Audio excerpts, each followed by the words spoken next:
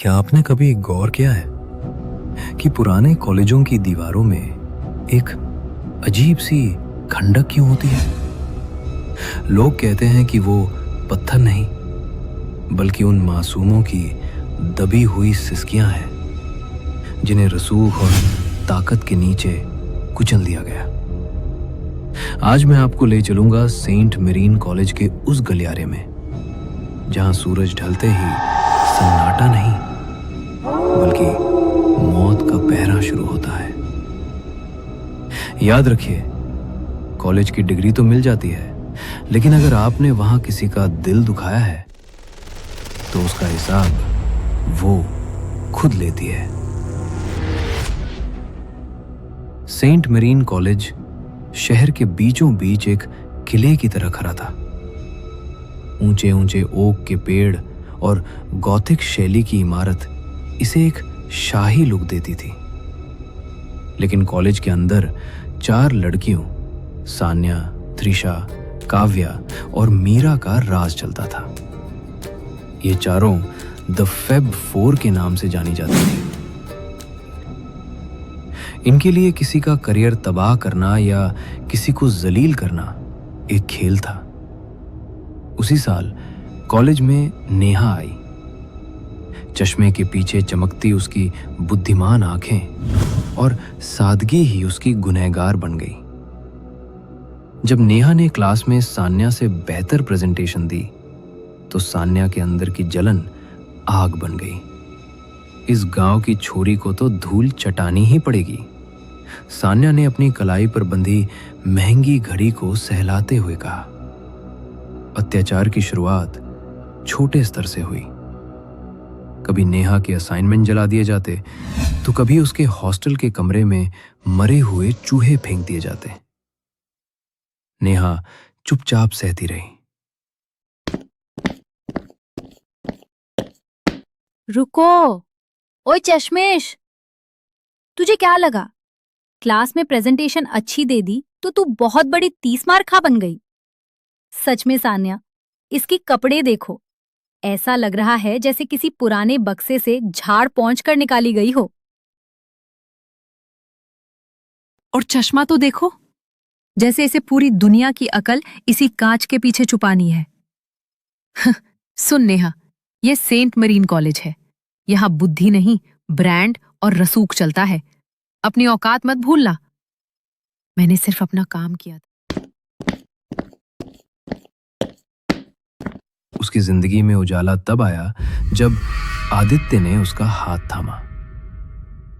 Aditya college का सबसे होनहार लड़का नेहा की सादगी का कायल हो गया। उनकी बातों का बुरा मत मानना नेहा, वे बस जलती हैं तुमसे। जब तक मैं हूं तुम्हें डरने की जरूरत नहीं है। तुम्हारी सादगी ही तुम्हारी सबसे बड़ी ताकत है।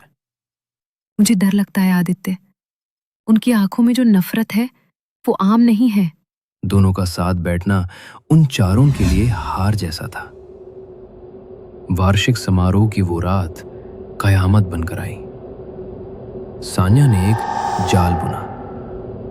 उसने नेहा को मैसेज भेजा कि आदित्य उसे पुराने स्टोर रूम में बुला रहा है। नेहा खुशी खुशी वहां पहुंची। आदित्य, तुम यहाँ हो? लेकिन वहां आदित्य नहीं, बल्कि वो 4 शैतान खड़ी थी। सान्या ने नेहा के बाल पकड़कर उसे जमीन पर पटक दिया। आदित्य नहीं आएगा नेहा, क्योंकि उसे हमने भेजा ही नहीं। त्रिशा ने पास पड़ा एक तेजाब का डिब्बा उठा लिया। नेहा गिड़गिड़ाई। मुझे जाने दो, मैं कॉलेज छोड़ दूंगी। मैं आदित्य से कभी नहीं मिलूंगी। पैरों पड़ती हूँ तुम्हारे। उसके पैर छुए, लेकिन उन चारों पर खून सवार था। काव्या और मीरा ने नेहा के हाथ पैर जकड़ लिए। बचाओ! सान्या ने वो केमिकल नेहा के चेहरे पर उड़ेल दिया। स्टोर रूम नेहा की चीखों से थर्रा उठा, लेकिन बाहर बज रहे डीजे के शोर में वो चीखें दफन हो गई। दर्द इतना असहनीय था कि नेहा का शरीर अकड़ गया और कुछ ही मिनटों में उसकी तड़प शांत हो गई। उसकी आंखें खुली की खुली रह गईं, जैसे वो आखिरी पल में उन चारों के चेहरों को अपनी रूह में कैद कर रही हो। ये क्या हो गया? ये तो मर गई।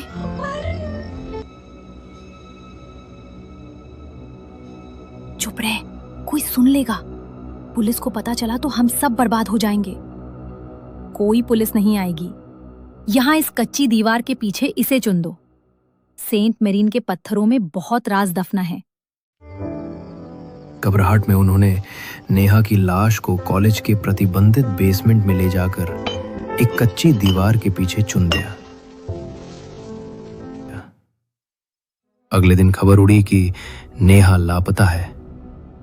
पुलिस आई, छानबीन हुई, पर अमीरों के रसूख के आगे सब दब गया।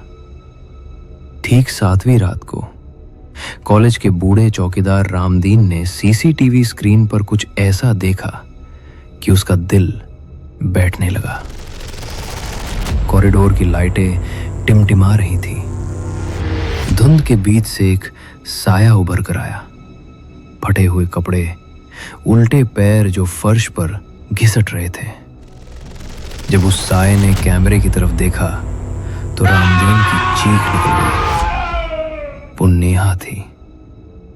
उसका आधा चेहरा गल चुका था, मांस लटक रहा था और आंखों की जगह सिर्फ जलते हुए कोयले जैसा लाल गड्ढा था।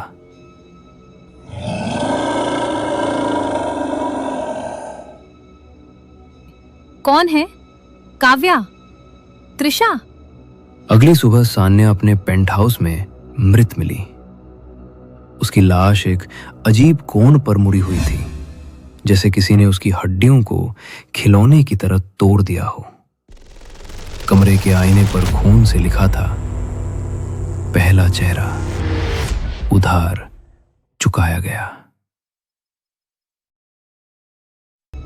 खौफ का सिलसिला यही नहीं रुका। त्रिशा, जो अपनी खूबसूरती पर सबसे ज्यादा घमंड करती थी, एक रात जिम के शावर में गई। अचानक पानी का रंग लाल हो गया। शावर से पानी नहीं बल्कि खौलता हुआ तेजाब गिरने लगा। त्रिशा का शरीर गलने लगा।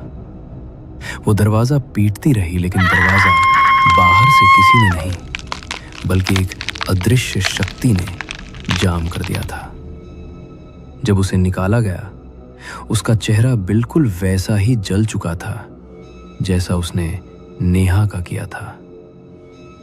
अब काव्या और मीरा की बारी थी। दोस्तों, अगर आपको देखना है इन दोनों लड़कियों के साथ आगे क्या हुआ, तो इसके लिए हमारा चैनल आप सब्सक्राइब कर लें, ताकि हम दूसरा पार्ट इसका जल्द से जल्द ला सकें। और दूसरा पार्ट इसका तभी आएगा जब हमारी इस वीडियो पर 2000 व्यू आएंगे। तो प्लीज सपोर्ट करिए दोस्तों।